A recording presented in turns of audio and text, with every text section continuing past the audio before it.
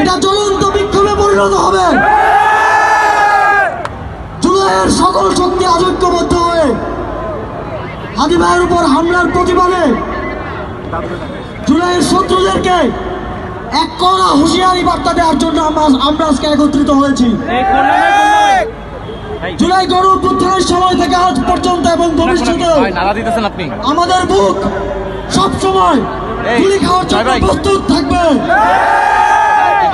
আমরা হুঁশিয়ারি দিতে চাই, আপনি নারা দিচ্ছেন, ফ্যাসিবাদীরা একজন নয় হাজার জন জুলাই যোদ্ধাকে গুলি করলেও জুলাই গণ অভ্যুত্থান হেরে যাবে না। যদি গুলি করা হয় এবার ঠিক আছে, সেই গুলির সংখ্যার সাথে সাথে বৃদ্ধি পাবে। আজকের এই মিছিল, আজকে আপনাদের অংশগ্রহণ এর প্রমাণ।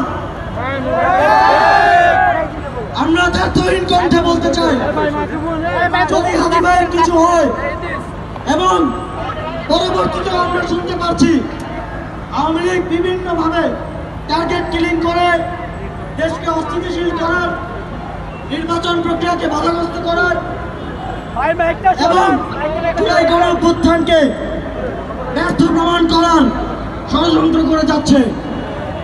আমরা স্পষ্টভাবে বলে দিতে চাই, জুলাই গণ অভ্যুত্থানে এই ফ্যাসিবাদী সরকার, মহাপরাক্রমশালী সরকার হাজার হাজার তরুণদের হত্যা করেও আমাদের দমাতে পারেনি।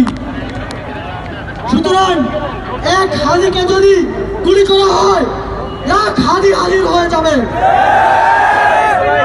আজকের এই দিনে আমরা প্রত্যেকে একজন হাদি এবং যার উপরে হামলা করা হবে তাকে সামনে রেখে আমাদের লড়াই, যেই লড়াইয়ে আবু সাঈদ, মুগ্ধ, ওয়াসিম সহ সহস্র জুলাই যোদ্ধা জীবন দিয়েছে, সেই লড়াই আরো তীব্র থেকে তীব্রতর হবে।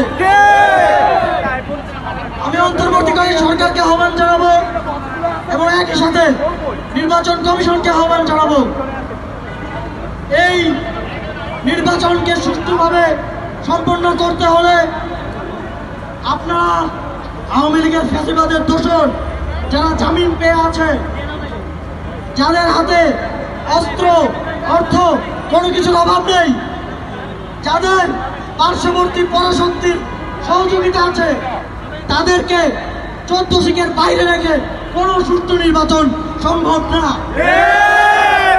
যদি আপনাদের সুষ্ঠু নির্বাচন আয়োজন করার সদিচ্ছা থাকে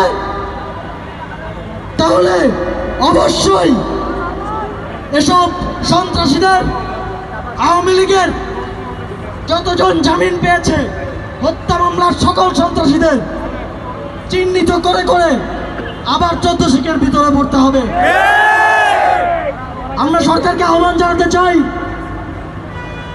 আগামী 7 দিন কিংবা 14 দিন আবারও ডেভিল হান্টের মতো জাতীয় কর্মসূচি ঘোষণা করে